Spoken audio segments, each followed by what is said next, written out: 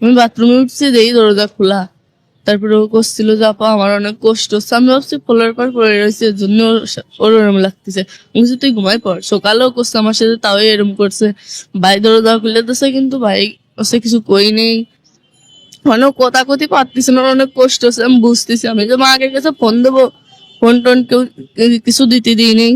আর আমার ঘরের ভিতরে আটকে অনেক মারছিল। সবাই মিলে কষ্ট, তুই যদি কারোর কাছে কোষ কিংবা তোর বাপ মার কাছে ফোন দিস, তাহলে করলাম তোর বোনিটা যেটুকু আছে তোর বোনিটা মাইরে ফেল। আমার তো মান সম্মান গেছে, তার সাথে আমার বোনির জীবনটাও শেষ। ও যদি বেঁচে হতো তাও কোনো ওর মূল্য নাই, তাকে যদি ফাঁসি হয়। এর হলো স্ত্রী উঠে দেখছে যে আমার বোন এভাবে মাটিতে লুটিয়ে পড়ে আছে রক্তাক্ত অবস্থায়।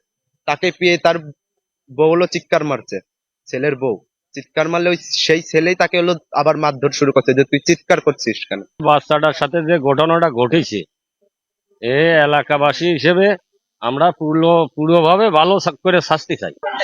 আমি কি জানতাম আমার মনির সাথে এরকম হইবে না, তাহলে তো মনির আসতে দিতাম না। অলরেডি সেই দুইজনকেই জিজ্ঞাসাবাদের জন্য আটক করেছি।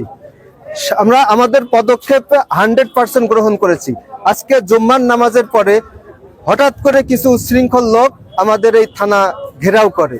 এক পর্যায়ে যারা সেনাবাহিনী এবং পুলিশের সহযোগিতায় আমরা এই ছত্রভঙ্গ করতে সক্ষম হয়েছি।